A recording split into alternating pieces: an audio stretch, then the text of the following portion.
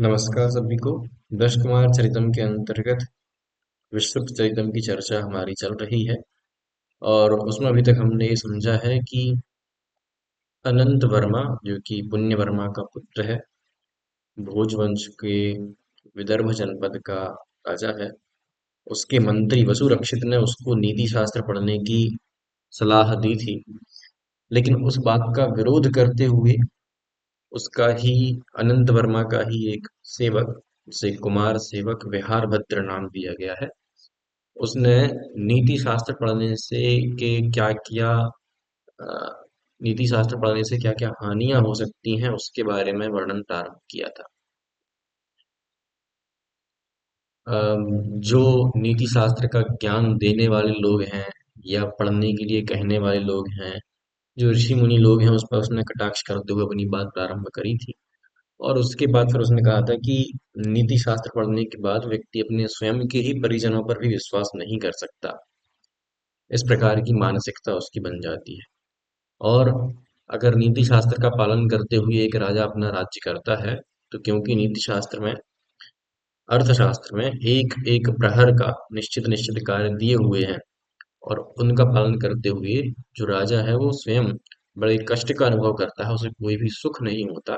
ऐसी बात भी उसने प्रारंभ की थी। उसके अंतर्गत उसने पिछले पैराग्राफ में हमको बताया था कि पहले या आठवें प्रहर में जो खजांची है उसके साथ आय व्यय का जो है वो ब्यौरा देखना चाहिए। तो ऐसे में राजा को सुबह उठते ही मुंह धो पाए या ना धो पाए, कुछ खा पाए या ना खा पाए, एक मुट्ठी या आधी मुट्ठी जो अन्न है उसको अपने पेट के अंदर डालकर तुरंत ही फिर आय व्यय इत्यादि देखने में व्यस्त हो जाना पड़ता है। तो बड़ा ही आयास कारक है, दुख कारक है। ऐसा उसने प्रथम प्रहर के बारे में बताया था। वो यहाँ से लेकर आगे जो, जैसा कि मैंने आपको बताया था कि चाणक्य के अर्थशास्त्र में 8 प्रहर जो हैं और आठों प्रहरों के कार्य राजा के बताए हुए हैं। तो वो एक एक प्रहर को वो यहाँ पर लक्ष्य करके और उसके नकारात्मक प्रभाव को यहाँ पे दिखलाएगा। ठीक है। तो प्रथम प्रहर की बात हमने कर दी कि उसमें आय व्यय देखना पड़ता है, तो राजा को अ, अपने लिए, स्वयं के लिए, खाने पीने के लिए समय नहीं मिल पाता है। अब देखिए द्वितीय, मतलब द्वितीय प्रहरी, दूसरे प्रहर में ना उसी बात को कंटिन्यू कर रहा है।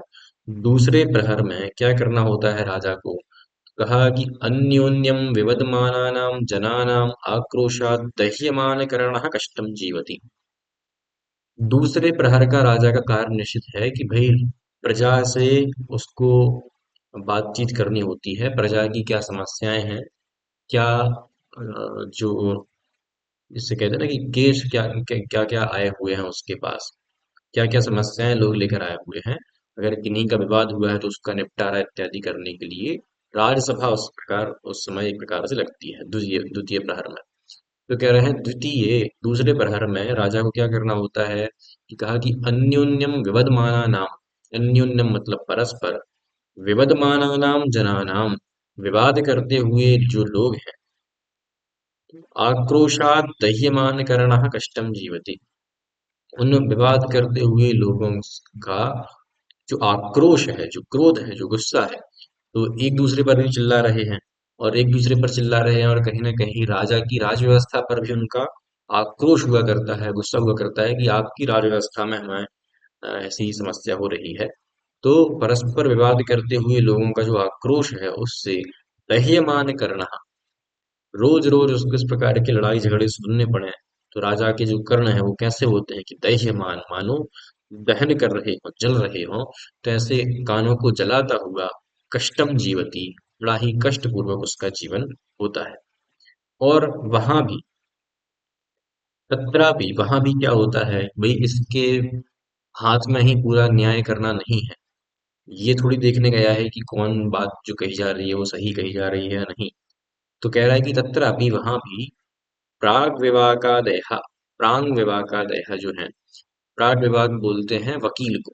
ठीक है। तो जो वकील है, वकील इत्यादि प्राग विवाकादयः स्वेच्छया जय पराजयौ विदधानः पापेन अपकीर्त्या च भर्तारम् आत्मनश्च अर्थैः योजयन्ति। देखिए, राजा जो है वो सारे विवाद सुनता है। ठीक है। फिर के ही जो लोग बैठे हुए हैं, जिस कार्य के लिए नियुक्त हैं, जिन्हें कहिए एक प्रकार से कानून का ज्ञान है, उनको उसने अपने उसमें बिठाया हुआ है सभा में। और वे जो सभासद हैं कानून के जानकार, प्राण विभाग जैसे यहाँ पे कहा जा रहा है, वे ही जय और पराजय का निर्णय करते हैं कि इस दो लोगों के झगड़े में कौन सही बोल रहा है और कौन गलत बोल रहा है। ठीक है। राजा तो बस उसकी बात का अनुमोदन करता है कि ठीक है, इसके कहे अनुसार इसको सजा दे दी जाए और इसके कहे अनुसार इसको पुरस्कार दे दिया जाए। अब वो जो प्राण विभाग इत्यादि हैं, वे भी तो ईमानदारी से काम नहीं कर रहे हैं। वे क्या करते हैं? स्वेच्छया, अपनी ही इच्छा से, जय पराजय विदधान, जिसको मन किया उसको विजयी घोषित कर देते हैं और जिसको मन नहीं किया तो पराजित घोषित कर देते हैं। तो जय पराजय, जय और पराजय को विदधान करते हुए अब किसी को भी जिता दिया, किसी को भी हरा दिया, तो इससे होता क्या है? पाप होता है और अपयश होता है कि अरे उस राजा के राज्य में तो न्याय नहीं होता। तो ये जो पाप और अपयश होता है, क्योंकि ये जो निर्णय दिया गया ये तो राजा के पक्ष से ही दिया गया है। भले ही व्यक्ति दूसरा था, लेकिन राजा की तरफ से वह व्यक्ति था, इसलिए पापेन अकीर्त्या च भर्तारम आत्मनश्च अर्थैः योजयन्ति। जो पापेन पाप और अकीर्ति होती है, अपयश होता है, उससे तो भर्तारम योजयन्ति, वो तो किस पर डाल देते हैं? भर्तारम मतलब स्वामी पर, राजा पर। आत्मनश्च, और अपने आप को किससे योजयन्ति, किससे जोड़ते हैं? तो कहा कि अर्थैः योजयन्ति। भाई उस न्याय से जो पाप और अपकीर्ति हो रही है वो तो राजा के पक्ष में चली जाती है। और जो धन हुआ, अब धन कैसे हुआ? उन्होंने कहा ना कि स्वेच्छया से जय पराजय। तो एक प्रकार से उत्कोच की तरफ ही यहाँ पर इशारा किया जा रहा है कि जो ब्राड विभाग है, वो जो वकील है, वो किसी पक्ष से उत्कोच लेकर अर्थात रिश्वत लेकर वो हारना चाहिए था लेकिन उसको जिता देता है। तो उसने अपने आप को तो अर्थ से योजित कर लिया, लेकिन जिसे जीतना चाहिए था लेकिन जिसे हरा दिया गया, उसके माध्यम से जो पाप हुआ और जो अपकीर्ति हुई उसको भरता मतलब वो स्वामी के पक्ष में चली जाती है। तो ये दूसरे प्रहर की उसने बात की। फिर तीसरे प्रहर की क्या बात है? तो कहा तृतीये स्नातुम भोक्तुम च न लभते। तीसरे प्रहर में कहा गया है कि तीसरे प्रहर में राजा स्नान करेगा और भोजन करेगा। तो कह रहे हैं कि भाई इतनी जल्दबाजी होती है, इतनी जो है वहां पे कार्य व्यग्रता होती है कि तीसरे प्रहर में स्नातुम भोक्तुम च ना लभते, समय तो वो स्नान और भोग करने का है, भोजन करने का है, लेकिन ना लभते, वो समय भी ठीक से नहीं मिल पाता। और कदाचित भोजन का समय तो मिल जाता है, भोजन कर भी लेता है, लेकिन भोजन के समय भी उसको क्या जो है समस्या रहती है? तो कह रहा है कि भुक्तस्य यावद अंधः परिणामः तावदस्य विषभयं न शाम्यते एव। भुक्तस्य, जो इसने आहार किया, भोजन जो किया, वो यावत जब तक, अंधा परिणाम, अंधा परिणाम होता है कि पूरी तरीके से उसका पच जाना। ठीक है। तो जब तक वो किया हुआ भोजन पूरी तरीके से पच नहीं जाता, तावत तब तक, तस्य विष भयम न शाम्यति एव, तब तक इसके विष का भय भी शांत नहीं होता। राजाओं को सबसे बड़ा जो डर था वो यही रहता था, बाहर के शत्रुओं से उतना डर नहीं रहता था। अंदर के ही लोग आपस में षड्यंत्र करके खाने में ही विष ना दे दें, है ना, ऐसा डर रहा करता था। तो जब तक वो खाना पूरा पच नहीं जाता तब तक इसको वो विष का भय रहता ही है कि कहीं आज भोजन में किसी ने विष ना दे दिया। अब कई कई जो मंत्री हुआ करते थे, जैसे आपने चाणक्य के बारे में सुना होगा कि वो चंद्रगुप्त के मौर्य की एक तो खाने की परीक्षा भी करवाते थे किसी अन्य को खिलाकर या किसी अन्य तरीके से। दूसरा, ये भी सुना होगा आपने कि उनको खाने में थोड़ा थोड़ा सा विष दिया करते थे ताकि वो एंटीबॉडी डेवलप हो जाए उनके अंदर, और कभी अगर अचानक से बहुत ज्यादा विष दिया जाए तो उतना वो कार्यकारी ना हो सके। ठीक है। तो फिर भी किसी राजा के लिए ये जो विष का भय है, वो जब तक खाना नहीं पच गया, क्योंकि खाना पच गया उसके बाद मतलब उस खाने में जहर नहीं था, क्योंकि कुछ नहीं होगा। तो जब तक वो खाना पच नहीं जाता तब तक विष का भय शांत नहीं होता। तो एक राजा के लिए बहुत बड़ा डर है। तीसरे प्रहर की बात की। अब कह रहे हैं चतुर्थे, चतुर्थ प्रहर में क्या करना होता है? हिरण्य प्रतिग्रहाय हस्तम प्रसारयन्नेव उत्तिष्ठति। चतुर्थ प्रहर का जो कार्य निश्चित है, आप लोग जरूर देखिएगा एक बार। जो मैंने आपको बताया था अर्थशास्त्र, फाइनल ईयर में किताब लगी हुई है, उसमें ये आठवां प्रहर का वर्णन आपको मिल जाएगा, अथवा मनुस्मृति में सातवें जो अधिकार 7वां जो अध्याय है उसमें भी ये 8वां प्रहर में क्या क्या वर्णन, क्या क्या कार्य राजा को करना चाहिए वो वर्णन है। तो कह रहे हैं चतुर्थ प्रहर में क्या करना चाहिए। हिरण्य प्रतिग्रह। हिरण्य मतलब होता है स्वर्ण, प्रतिग्रह मतलब होता है ग्रहण करना। तो वस्तुतः ये कर को ग्रहण करना, कर लेना राजा से, प्रजा से कर लेना। तो अब वो कर लेना है तो ऐसा लगता है हस्तम प्रसारयन, कि मानो वो प्रजा के सामने हस्तम प्रसारयन, हाथ फैलाए हुए उत्तिष्ठति, खड़ा हुआ है। ठीक है। तो वो कर लेने के लिए कह रहा है कि कर लेने में भी इतना जो है परिश्रम करना पड़ता है, माथा पच्ची एक प्रकार से करनी पड़ती है कि चतुर्थ प्रहर में हिरण्य प्रतिग्रह के लिए मानो वो हाथ पसारे हुए प्रजा के सामने खड़ा हो। फिर पंचम प्रहर में क्या करना होता है, तो कहा पंचमे मंत्र चिंतया महांतम आयासम अनुभवती।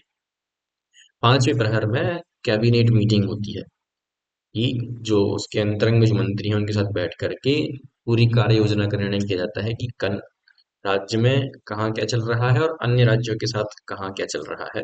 तो पंच में मंत्र चिंतया, अब वो मंत्र की चिंता करनी होती है। उसमें चिंता क्या है, ये कि ये जो गुप्त बातें हम कर रहे हैं एक तो किसी को पता ना चल जाए, क्योंकि अगर हमारी बात किसी को पता चल गई तो अन्य कोई जो राजा है वो हम पर चढ़ाई भी कर सकता है इत्यादि। तो इस जो मंत्र है उसको गुप्त रखने की चिंता में महानतम आयासम अनुभवती। महानतम आयासम, आयासम मतलब कष्ट, पीड़ा, महान पीड़ा को उसको अनुभव करना होता है। लगातार डर बना रहता है कि इन चार मंत्रियों में से ही कोई जो है धोखा ना दे दे, कोई हमारा जो मंत्र है, जो हमारी गुप्त बात है उसको बाहर ना भेज दे। कह रहे हैं कि वहां पर भी जो मंत्री लोग हैं वो भी तो कहाँ सीधे होते हैं। तत्रापि वहां भी, मतलब उस मंत्र चिंता के दौरान भी, मंत्रिणः मध्यस्थाः एव अन्योन्यम संभूय दोषगुणौ दूतचारवाक्यानि शक्याशक्यतां देशकालकार्यावस्थाश्च स्वेच्छया विपरिवर्तयन्तः स्वपरमित्रमण्डलानि उपजीवन्ति। वहां पर भी जो मंत्री लोग हैं वो ईमानदारी से काम नहीं कर रहे हैं, कह रहे हैं मध्यस्थता है। मंत्रियों को किसी कार्य को होने ना होने से कोई फर्क नहीं पड़ रहा, मध्यस्थता है, मध्यस्थ की तरह तटस्थ होते हुए कि भाई हो जाए तो ठीक, नहीं हो तो ठीक है, ऐसे उदासीन होते हुए। और क्या करते हैं, अन्योन्यम संभूय, एक दूसरे पर को अभिभूत करते रहते हैं। मतलब जैसे चार मंत्री बैठे हुए हैं तो एक दूसरे पर ही वो आक्षेप करते रहेंगे कि यह कार्य तो इनका था, यह कार्य तो इनका था। ऐसा अन्योन्यम संभूय। और दोष गुण, एक दूसरे के दोष और गुण बताते रहेंगे। और कह रहे हैं कि स्वेच्छया, अपनी ही इच्छा से, अपनी ही इच्छा से किसी के दोष किसी के गुणों का वर्णन करेंगे। अपनी इच्छा से दूतचार वाक्यानि, दूतचार मतलब वो जो गुप्तचर हैं, तो गुप्तचर के वाक्य भी, इन्होंने गुप्तचर से बात तो की नहीं है, कहीं गुप्तचर भेजा भी नहीं है, या आया है तो उससे बात भी नहीं की है। तो अपनी स्वेच्छा, अपनी ही इच्छा से गुप्तचर वाक्यानि, गुप्तचर के वाक्यों को बताते रहते हैं कि मेरी गुप्तचर से बात हुई थी और उसने ऐसा कहा है। और अपनी ही इच्छा से शक्यता, जैसा मन किया तो उस कार्य को शक्य कह देंगे, मन किया तो किसी कार्य को अशक्य कह देंगे, कि अपने राज्य में यह कार्य किया जा सकता है या नहीं किया जा सकता। इस बात की जमीनी पड़ताल किए बिना स्वेच्छया, अपनी ही इच्छा से शक्याशक्यता को वो बताते हैं। और अपनी ही इच्छा से देश काल कार्यावस्था, अपनी इच्छा से किसी देश के बारे में, किसी काल के बारे में और किसी कार्य की अवस्था के बारे में। मतलब आप ये देखिए कि ये चीजें की बात, इन इन चीजों पर उस मंत्र में चिंता करनी होती है कि भाई किसी मंत्री ने गुप्तचरों से कुछ बात की, कुछ पता चला क्या, या हमारे देश में या अन्य किसी देश में क्या क्या शक्य कार्य हैं, क्या क्या अशक्य कार्य हैं, वहाँ की परिस्थितियां कैसी हैं, हमारे यहाँ राज्य की परिस्थितियां कैसी हैं।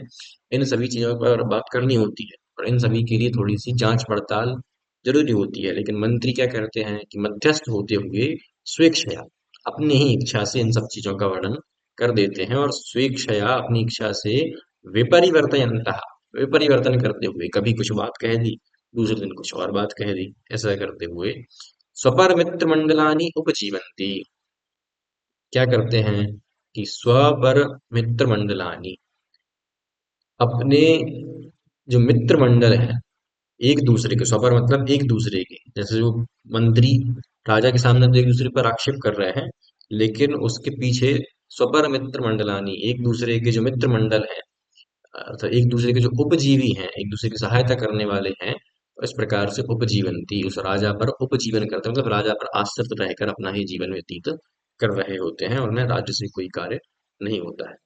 और क्या करते हैं, अब मंत्री हैं तो कुछ कार्य करते हुए दिखने चाहिए, तो कुछ कार्य दिखाने के लिए ये लोग क्या करते हैं, देखो कि बाह्याभ्यंतरांश कोपान गूढ़म उत्पाद्य।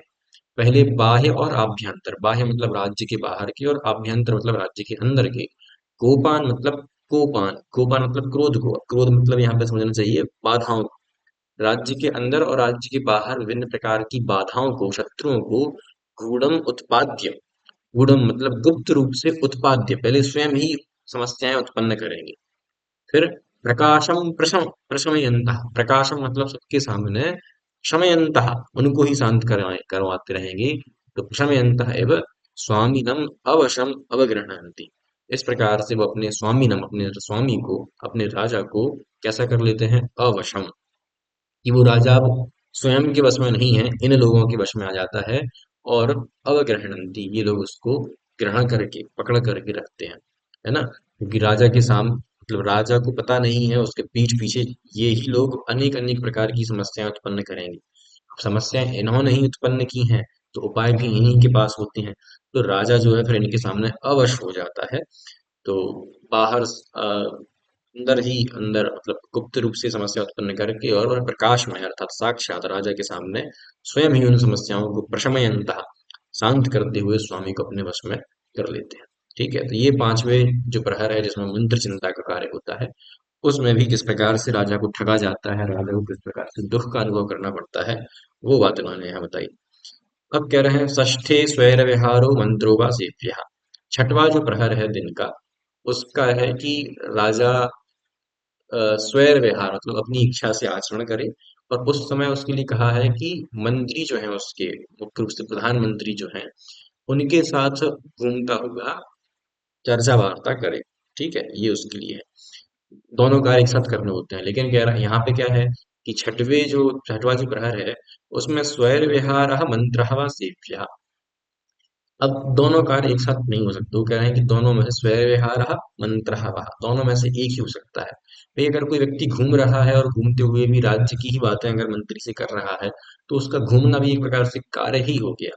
तो अगर घूमेगा तो फिर मंत्री से बात नहीं कर पाएगा, बात करेगा तो एक दोस्त की तरह बात करे, वो अलग है, लेकिन राज्य के बारे में तो क्या ही बात करे, फिर वो घूमना किस किस बात का होगा। ठीक है, तो छठवें में स्वैर व्यवहार मतलब स्वेच्छा से आचरण, या फिर मंत्र का सेवन किया जाता है, मंत्र अर्थात मंत्रणा।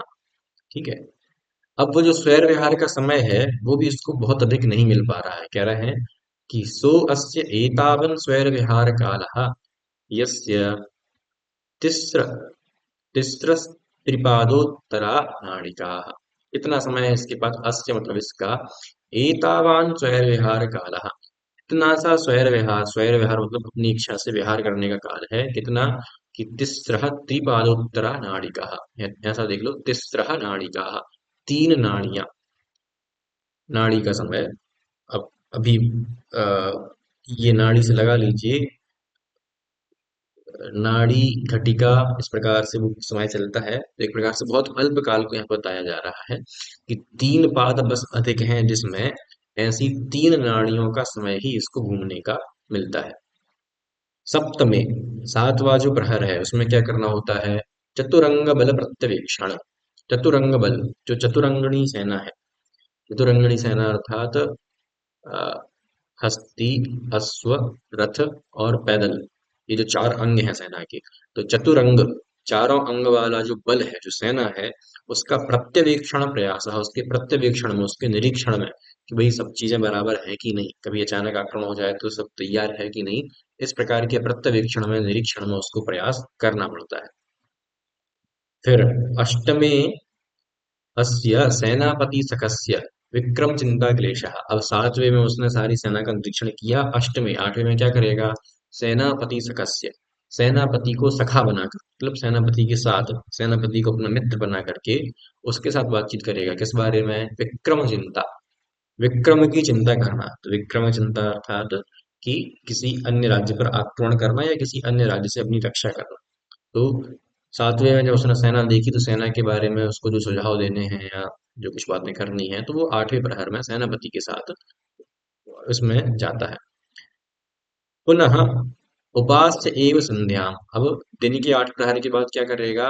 उपास्य एव संध्याम, संध्या उपासना उसने किया, शाम की जो संध्या उपासना होती है, देव नमस्कार इत्यादि जो भी होते हैं, वो करने के बाद समय रात्रि भागे, अब रात्रि के प्रथम भाग में, तो ये जैसे मैंने बताया था आपको अभी कल ही परसों कि रात्रि के प्रथम या अच्छा मैंने बताया था रात्रि के तृतीय प्रहर में वो भी आएगा। प्रथम में भी होता है, तृतीय में भी होता है। प्रथम में ये होता है कि दूत आपके पास अभी आया है अन्य राज्य से सूचना लेकर, और तृतीय प्रहर में ये होता है कि आपको उस दूत को उचित निर्देश देकर भेजना होता है। तो भी आगे देखेंगे कि प्रथमे रात्रि भागे, रात्रि के प्रथम भाग में गूढ़ पुरुषाः द्रष्टव्याः, जो गूढ़ पुरुष हैं, जो गुप्तचर हैं, उनको देखना होता है, मतलब उनसे बातचीत करनी होती है कि भाई कहाँ से क्या खबर लाए हो। फिर वो जो भी खबर लाए तो उसमें क्या करना होता है? तन्मुखेन च नृशंसः शस्त्राग्नि रसप्रणिधयः अनुष्ठेयाः। तन्मुखेन मतलब उनके द्वारा, मुख मतलब उनके द्वारा, वो जो गूढ़ पुरुष जो भी खबर लाए तो फिर उस जैसे मान लीजिए वो अ, गुप्तचर जो है वो खबर लेके आया कि फला फला व्यक्ति है आपके राज्य में और वो आपके विरुद्ध षड्यंत्र करने के बारे में विचार कर रहा है, आपके बारे में आपके खिलाफ लोगों को इकट्ठा कर रहा है, इस प्रकार की एक वो खबर लेकर आया। तो अब ये क्या करेगा?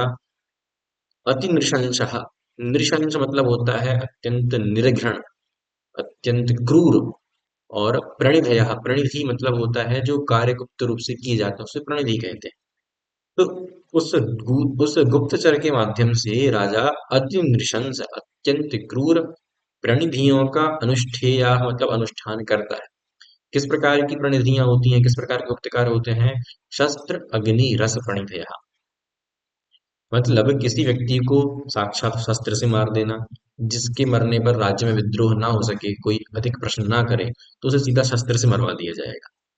कहीं पर षड्यंत्र करके अग्नि से मरवा देना, मान लीजिए कोई सेठ है तो उसका जो अ, खजाना है या जो भी कारोबार है उसमें अग्नि दहन करवा देना, तो उसकी उसका जो बल है वो जो शक्ति है वो नष्ट हो जाएगी। तो शस्त्र अग्नि रस, कोई अपना ही मंत्री इत्यादि है या अपना ही राजकुमार है जो कि षड्यंत्र के बारे में सोच रहा है, तो उसे रस प्रणिधि, रस का मतलब यहाँ पे होता है पीने की वस्तुओं में जहर दे देना। ठीक है। तो गुप्तचरों के माध्यम से प्रथम जो कालांश, प्रथम जो प्रहर है उसमें उसने बातें सुनी, और तन्मुखेन उनके द्वारा ही जो अति नृशंस, अति घृणित, अत्यंत क्रूर जो प्रणिधियां होती हैं, 3 प्रणिधियां बताई, शस्त्र अग्नि और रस प्रणिधि, उनका अनुष्ठान ये प्रथम प्रहर में कर देता है। ठीक है।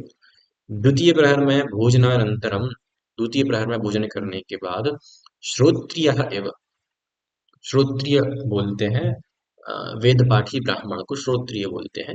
तो वेद पाठी ब्राह्मण की तरह क्या करना होता है? इसको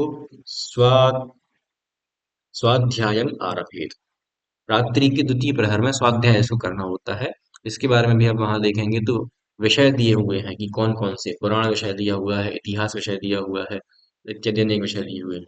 और उन विषयों में भी इसको क्रम इस प्रकार से दिया है कि द्वितीय प्रहर का कुछ समय जो है वो पहले अग्रहीत विषय के ग्रहण करने में दे, कुछ समय गृहीत के चिंतन में दे, और कुछ समय जो चिंतन किया है उसके अभ्यास में दे। इस प्रकार से उसके स्वाध्याय के काल को भी बांटा गया है। ठीक है। कुल मिला की बात है कि रात्रि के द्वितीय प्रहर में वेद पाठी ब्राह्मण की तरह इसको स्वाध्याय करने की सलाह दी गई है राजा को। फिर तृतीय, तीसरे प्रहर में सूर्य घोषेण संविष्टः, सूर्य घोष, तुरही बजती है, राजा को उठाने और अ, सुलाने के लिए एक प्रकार से दुंदुभी बजाई जाती है कि ये सोने का समय हो गया है, ये जागने का समय हो गया है।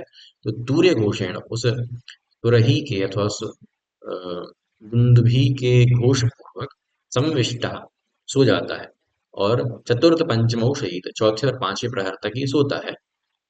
सोने का समय निश्चित है, लेकिन कह रहे हैं यहाँ पर कथम इव अस्या अजस्र चिंतया आयास विहल मनसः परागस्य निद्रा सुखम उपनमेत, कह रहे हैं कथम, कैसे, निद्रा सुखम उपनमेत, निद्रा सुख कैसे प्राप्त हो। किसको कह रहे हैं? वराकस्य। इस वराक मतलब विचारे राजा, जो कि विचार राजा कैसा है? तो कहा कि अस्य मतलब इस राजा के, जो कि कैसा है? अजस्र चिंतया। अजस्र मतलब लगातार, चिंतया चिंता करने से। सुबह से बेचारा चिंता ही तो कर रहा है। सबसे पहले उठा तो खजांची की चिंता, उसके बाद मंत्र की चिंता, फिर कहीं ना कहीं दान अथवा कर लेने की चिंता, है ना, भोजन में विष होने की चिंता इत्यादि अनेक प्रकार की चिंता है। अजस्र चिंतया, लगातार चिंता से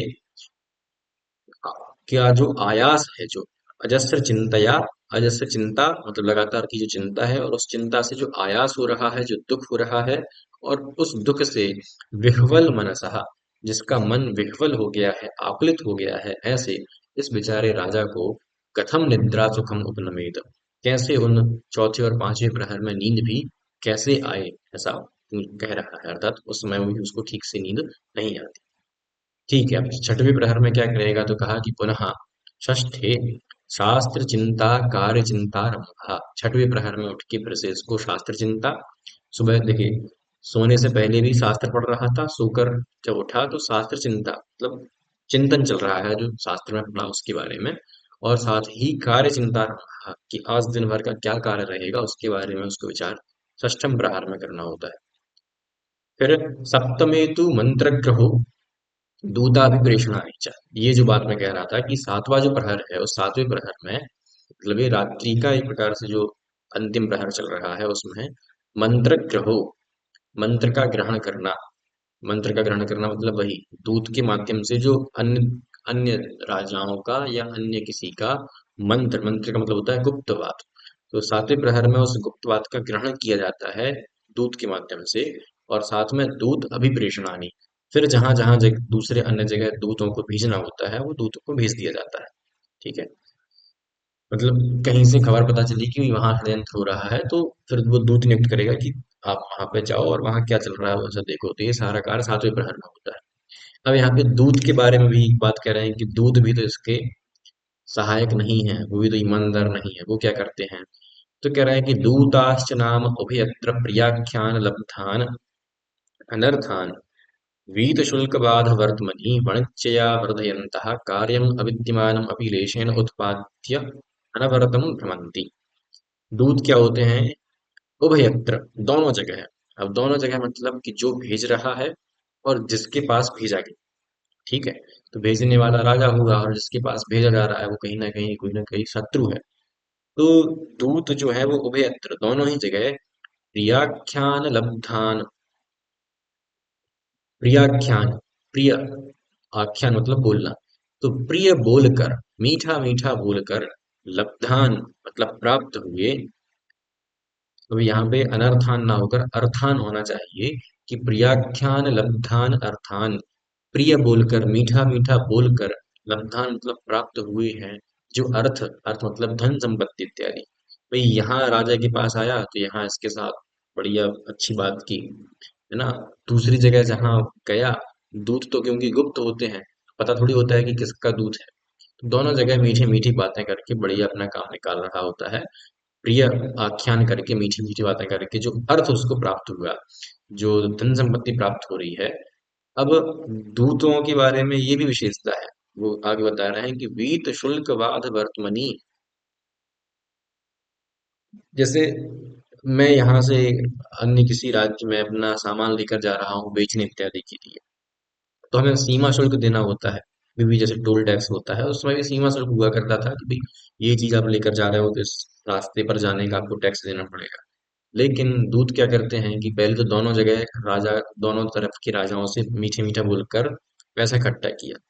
फिर क्योंकि वो देश विदेश में घूम रहे होते हैं दूत, और उस समय ये जो व्यापार है ये भी व्यापार हुआ करता था कि इस देश की वस्तु इस देश में आ रही है, इस जगह की वस्तु उस जगह जा रही है, लेकिन इसमें शुल्क लगता था। लेकिन दूतों के लिए क्या ही शुल्क है, वो तो कह देगा कि भाई मैं फला जो राजा है उसका दूत हूँ, तो उसका शुल्क नहीं लगेगा। तो इसलिए उसके लिए जो मार्ग है वो कैसा है? वीत शुल्क बाध वर्तमनी, वर्तमान मतलब होता है राजमार्ग, मार्ग जो है, रास्ता। और उसके लिए वो रास्ता कैसा है? वीत शुल्क बाध, शुल्क की जो बाधा है उस शुल्क की बाधा से वीत मतलब रहित मार्ग, तो उसे कोई भी शुल्क नहीं देना पड़ता था। पर ऐसे में फिर वो क्या करता था, वाणिज्य करता हुआ, भाई दूध का कार्य तो वो कर ही रहा है, लेकिन एक देश से दूसरे देश में घूमते हुए वो वाणिज्य का कार्य भी, व्यापार भी किया करता था। यहाँ की चीज वहां बेचेगा, यहाँ से ले जाकर वहां बेचेगा, और बीच में मार्ग का शुल्क भी नहीं देना पड़ता था। तो इस प्रकार से वाणिज्य से उस अर्थ को, जो उसने दोनों जगह प्रिय बोलकर कमाया है, उस अर्थ को ही वर्धयन्तः, बढ़ाते हुए। ठीक है। अब ये तो हुआ एक बात कि भाई दोनों जगह मीठा बोल के उसने पैसा इकट्ठा किया, और फिर सीमा शुल्क रहित जो मार्ग है, उससे उसने उस पैसे को और व्यापार के माध्यम से बढ़ाया। लेकिन कार्य भी तो दिखाना है, तो उस कार्य के लिए क्या करेगा कि कार्यम अविद्यमानम अपि, कोई कार्य अविद्यमान है ही नहीं उसके लिए कोई कार्य। मान लो इस राज्य में भी कोई षड्यंत्र, दूसरे राज्य में कोई षड्यंत्र नहीं भी हो रहा है, तो क्या करेगा, लेशेन उत्पाद्य, लेश मतलब थोड़ा सा प्रयत्न प्रयत्न करके वो कोई ना कोई कार्य अपने लिए उत्पादित कर लेगा। दूसरे राज्य से जाके कह देगा कि नहीं, वहां तो ऐसा ऐसा चल रहा है, भाई मुझे फिर से एक बार वहां जाना पड़ेगा, कुछ दिन वहां रहना पड़ेगा, वहां की गतिविधियां देखनी पड़ेंगी। तो ऐसे अपने लिए कार्य जो है वो उत्पादित करता रहता है, और अनवरतम भ्रमंती, और ऐसा करके वो अनवरत लगातार यहाँ वहां भ्रमंती, घूमते रहते हैं। ठीक है। तो ये गुप्तचरों की बात की। अब कह रहे हैं, सात प्रहर तक की बात कर दी, अष्टमें, आठवां जो प्रहर है उसमें आ, मतलब ये कहा एक प्रकार से रात्रि का अंतिम प्रहर हुआ। अष्टमें पुरोहितादय अभ्येत्य एनम आहु, आठवें में जो पुरोहित है, एक प्रकार से राजगुरु, धर्म गुरु जो है, वो पुरोहित जो है वो आते हैं, अभ्येत्य, अभ्येत्य मतलब पास आकर, एनम आहु, इस राजा से कहते, क्या कहते हैं, ये देखना यहाँ से बड़ा ही अ, थोड़ा रोचक वर्णन आपको देखने को मिलेगा कि वो पुरोहित आया, ब्राह्मण आया, और वो आके कह रहा है, अद्य दृष्टो दुस्वप्नः, कि अरे राजन, अद्य दृष्टः दुस्वप्नः, आज तो मैंने एक दुस्वप्न देखा कि हमारे राज्य में कुछ अनर्थ होने वाला है, ऐसा दुस्वप्न मैंने देखा। ठीक है। और क्या कहते हैं वो देखो, पुरोहित है तो सारे शास्त्रों का ज्ञान है, इसलिए क्या कह रहा है, दुस्था ग्रहाः, कि जो ग्रहों की स्थिति है वो दुस्थ, सुस्त मतलब सभी सही जगह स्थित है, लेकिन हमारे राज्य के जो ग्रह हैं वो दुस्था, सही जगह स्थित नहीं है, है ना, हमारे राज्य की ग्रह स्थिति भी खराब है। कह रहा है, शकुनानी च अशुभानी, और जो शकुन है, शकुन मतलब जो निमित्त हैं, वो भी अशुभानी, वो भी अशुभ का ही संकेत दे रहे हैं। तो ऐसे निमित्त जो हमको संकेत देते हैं उन्हें शकुन कहा जाता है। तो शकुनानी च अशुभानी, और कह रहा है कि अशुभ ही संकेत सब जगह से मिल रहे हैं। तो पुरोहित ने पहले तो समस्या बताई। अब क्या कह रहा है, शांतयः क्रियन्ताम्, ग्रह शांति करनी पड़ेगी, ग्रह शांति यज्ञ करना पड़ेगा। ठीक है। तो शांतयः क्रियन्ताम्, इनको शांत करना पड़ेगा, शांत करने के लिए यज्ञ करना पड़ेगा, और उस यज्ञ में कह रहा है, सर्वम अस्तु सौवर्णम एव होम साधनम, कि होम का जो साधन है, यज्ञ के जितना भी साधन है, वो सर्वम सारा ही, अस्तु मतलब हो, कैसा हो, सौवर्णम एव, सुवर्ण का बना हुआ, सोने का बना हुआ ही सारा यज्ञ का सामान होना चाहिए। ठीक है, ऐसा उसने कहा। क्यों होना चाहिए, तो कहा कि एवं सती कर्म गुणवत भवति, अगर सारी यज्ञ की सामग्री सोने की होगी, तो जो कर्म है, जो कार्य हम कर रहे हैं, वो गुणवत भवति, और अधिक गुणवत्ता उसमें आती है। इसलिए सारी सामग्री किस बनी होनी चाहिए, स्वर्ण की होनी चाहिए। क्यों, क्योंकि यज्ञ होने के बाद वो सारी सामग्री किसको मिलेगी या किसके पास रहेगी, पुरोहित ब्राह्मण के पास रहेगी। ठीक है। और देखो और कैसे वो राजा को ठगते हैं, कहेगा ब्राह्मणों की ओर निर्देश करते हुए, अन्य जो ब्राह्मण है उनकी तरफ निर्देश करते हुए कहेगा, ब्रह्मकल्पा इमे ब्राह्मणः, कि जो ब्राह्मण होते हैं वो ब्रह्मकल्पा, ब्रह्म के समान पूजनीय होते हैं, इसलिए कृतम एभिः स्वस्त्ययनम कल्याणतरम भवति, एभिः, कृतम एभिः, एभिः मतलब इनके द्वारा, कृतम मतलब किया गया, स्वस्त्ययनम, स्वस्त्ययन मतलब होता है स्वस्ति पाठ, स्वस्ति वाचन, सुना होगा आपने, स्वस्ति न इंद्रो वृद्धस्रवाः इत्यादि जो स्वस्ति पाठ है। तो अगर इन ब्राह्मणों के द्वारा स्वस्ति वाचन किया जाए, स्वस्ति पाठ किया जाए, कल्याणतरम भवति, बहुत ही कल्याणप्रद होता है। तो इसलिए इन ब्राह्मणों से क्या करवाओ, स्वस्ति वाचन करवाओ, स्वस्ति वाचन करवाओगे तो फिर दान भी तो देना पड़ेगा। तो कल्याणतरम भवति, तो ये एक बात करके उसने मतलब इस प्रकार से उन ब्राह्मणों से स्वस्ति वचन करवा के और उनको दान दिलाया। दूसरा और भी क्या प्रकार है। ते च अमी कष्ट दारिद्र्या बहवा पत्या यज्वानः वीर्यवन्तः च प्रत्यापि प्राप्त प्रतिग्रहाः। कह रहा है कि हमारे राज्य में पता है आपको इतनी समस्याएं क्यों आ रही हैं। क्योंकि ते च अमी, अमी मतलब ये, कष्ट दारिद्र्या, कष्ट की वजह से कष्ट देने वाली जो दरिद्रता है, उस दरिद्रता से जो दुखी हैं, और कैसे हैं, बहवा पत्या, बहु अपत्य, अपत्य शब्द सुना होगा संतान अर्थ में। तो बहवा पत्याह मतलब बहुत हैं अपत्य जिनके, बहुत हैं संतान जिनकी, ऐसे यज्वानः, यज्वानः मतलब यज्ञ करवाने वाले ब्राह्मण। तो हमारे जो यज्वान यज्ञ करवाने वाले ब्राह्मण हैं, ये कष्ट दारिद्र्य, बड़े ही दरिद्र हैं, इनके पास पैसा नहीं है। और पैसा नहीं है ऊपर से गरीबी में आटा गीला ये है कि ये बहवा पत्या, इनकी बेटी भी बहुत है, संतानें भी बहुत है। लेकिन ये जो यज्ञ करवाने वाले यज्वान ब्राह्मण हैं, ये कैसे होते हैं, ये तो वीर्यवंत, वीर्यवान होते हैं, बलशाली होते हैं, है ना। और ये वीर्यवन्तः च अद्यापि च अद्य अपि, ये आज भी अप्राप्त प्रतिग्रह, प्रतिग्रह मतलब होता है दान, अप्राप्त प्रतिग्रह, ये आज भी इनको दान प्राप्त नहीं हुआ है। इसलिए हमारे राज्य में सारी जो है जो द्रव्य व्यवस्था हो रखी है। इसलिए कहने का तात्पर्य क्या है कि इनको क्या दो, दान दो। दत्तं च एभ्यः स्वर्गम् स्वर्गीयम् आयुष्यम् अरिष्टनाशनम च भवति। क्यों दो, तो कहा कि दत्तम च एभ्यः, एभ्यः दत्तम, इन ब्राह्मणों को दिया हुआ जो धन है, वो स्वर्गम आयुषम, ऐसी आयुष को उत्पन्न करता है। कैसी, स्वर्गम आयुषम, स्वर्ग में जैसी आयु होती है वैसी आयु आपको भी प्राप्त हो जाएगी। और स्वर्गम आयुषम अरिष्ट नाशनम च भवति, और अरिष्ट जो है, जो भी दुर्व्यवस्था हो रही है ना, परेशानियां जो भी हो रही हैं, जो भी अरिष्ट, जो भी बुरा हो रहा है, उसका नाशनम भवति, उसका नाश हो जाएगा। इसलिए इन ब्राह्मणों को दान दो।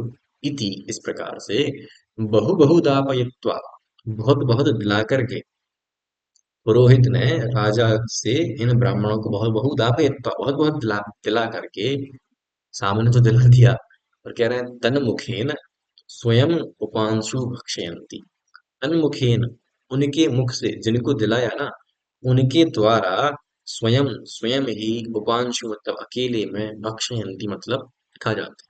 भाई सबके सामने तो राजा ने अन्य ब्राह्मणों को दान दिलाया, पर बाद में उनसे अपना एक प्रकार से कट ले लिया कि भाई मैंने दिलाया है तो इतना इतना मुझे दो, तो स्वयं पांशु भक्षयंती, स्वयं अकेले में उसको खा जाते हैं। तो इस प्रकार से ये इसने आठवां प्रहर में राजा को क्या क्या कार्य होते हैं और कितना दुख उसको झेलना पड़ता है वो बताया, और कह रहा है तदेवं, इस प्रकार से, अहर्निशम, दिन रात, अविहित सुख लेशम, सुख लेशम, सुख का लेश मात्र, सुख का लेश मात्र भी कैसा है, अविहित, कि सुख का लेश मात्र भी नहीं हुआ, इतनी मेहनत की राजा ने, और अविहित सुख लेशम, सुख का लेश मात्र भी विहित नहीं हुआ, प्राप्त नहीं हुआ।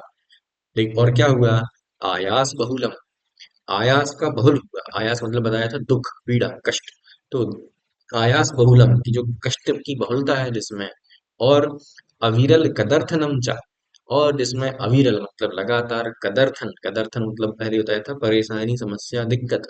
तो अविरल कदर्थनम, लगातार समस्याओं का सेवन करते हुए, नयतः, अब ये सारी जो समस्याएं हुई, क्या, कि अहर्निशम, दिन रात, सुख का लेश भी प्राप्त नहीं हुआ, कष्ट बहुत हुआ, लगातार समस्या का अनुभव करना पड़ा, ये सब किससे हुआ, नयतः, नयतः, नय से हुआ, और अनग अनयज्ञस्य आस्ताम चक्रवर्तिता। तो ऐसे नय से, जो नय मतलब नीति, है ना, कि नीति का पालन करने से ये सारी चीजें हो रही थी। और अनयज्ञस्य आस्ताम चक्रवर्तिता, ऐसा जो राजा है उसके आस्ताम चक्रवर्तिता, उसके चक्रवर्तिता तो छोड़ो, चक्रवर्ती बनेगा कि नहीं बनेगा वो छोड़ो, स्वमंडल मात्रम अपनी दुरारक्षण हुएत, उसका जो स्वमंडल मात्र है, स्वयं का जो खुद का राज्य है, भाई चक्रवर्ती मतलब पूरे खंडों को जीतना, कह रहा है कि वो खंड तो छोड़ो, स्वमंडल मात्रम भी, अपना स्वयं का जो राज्य है वो राज्य भी दुरारक्ष्यम भवेत्, उसकी रक्षा करना भी कठिन हो जाता है। इसलिए वो कह रहा है कि नीति शास्त्र के बारे में इतना मत सोचो। कह रहा है कि शास्त्र समज्ञातः हि यद्ददाति यन्मानयति यत्प्रियं ब्रवीति तत्सर्वम् अभिसन्धातुम् एव अभिसन्धातुम् इति अविश्वासः। कि वो कह रहा है कि ये जो शास्त्र समज्ञात लोग होते हैं, शास्त्रों का उपदेश देने वाले जो लोग होते हैं, वो यद ददाति, जो कुछ भी देते हैं, मतलब जो कुछ ज्ञान देते हैं, यन मानयति, जो कुछ आपसे मनवाते हैं, यत प्रियम ब्रवीति, जो कुछ भी वो प्रिय बोलते हैं, सर्वम अभिसंधातुम, वो सब कुछ आपको अभिसंधान करने के लिए होता है, आपको ठगने के लिए होता है। इति अविश्वास, वास्तव में तो वो अविश्वास ही होता है, उन पर विश्वास नहीं करना चाहिए। और कह रहे हैं कि अविश्वास्यता ही जन्मभूमि अलक्षम्या, है ना। ये बात इस प्रकार से भी समझना कि भाई जो राजा, वो बात कही थी ना कि राजा जो दंड नीति का पालन करता है, तो वो उसके अंदर भी अविश्वास उत्पन्न हो जाता है अन्य लोगों के प्रति, अपने ही लोगों के प्रति भी अविश्वास उत्पन्न हो जाता है। और कह रहा है कि अविश्वास्यता ही जन्मभूमि अलक्षम्या, और जहाँ अविश्वास होता है वो जन्मभूमि होती है किसकी, तो कहा कि अलक्ष्मी की, अर्थात जहाँ विश्वास नहीं होता वहां लक्ष्मी भी निवास नहीं करती। इसलिए इन सब चीजों में दिमाग मत लगाओ। कह रहा है कि यावता च नयेन विना ना लोके यात्रा सा लोकतः एव सिद्धः। कह रहा है कि यावता नयेन बिना, जितने नय के बिना, नय का मतलब पुनः नीति, यावता नयेन बिना, जितना नीति का ज्ञान आवश्यक है, जितने नय के ज्ञान बिना ना लोक यात्रा, लोक यात्रा नहीं चल सकती, सह लोकतः एव सिद्धा, उतना तो जमाने से ही हमको सीखने में आ जाता है। नात्र शास्त्रेण अर्थ, यहाँ पे शास्त्र की कोई जरूरत नहीं है। भाई जीवन चलाने के लिए जितना न्याय नीति जानना चाहिए, जितना कानून जानना चाहिए, जितना अर्थशास्त्र नीति शास्त्र जानना चाहिए, लोकतः एव सिद्धः, वो तो लोक से ही हमको समझ में आ जाता है। नात्र शास्त्रेण अर्थ, यहाँ शास्त्र का कोई प्रयोजन नहीं है। इस बात को सिद्ध करने के लिए वो एक उदाहरण भी दे रहा है कि स्तनंधयो भी ही तै तैरुपायैः स्तनपानं जनन्या लिप्सते। कोई स्तनंधयः, स्तनम धिनोति इति स्तनंधयः, अर्थात स्तनपान करने वाला जो छोटा सा बालक होता है, अबोध बालक, जिसे कोई ज्ञान नहीं है, तो वो स्तनपान करने वाला बालक भी तैहि उपायैहि, कि अनेक अनेक प्रकार के उपायों के द्वारा स्तनपानम जनन्या लिप्सते, जननी के द्वारा स्तनपानम, स्तनपान को लिप्सते मतलब प्राप्त करता है।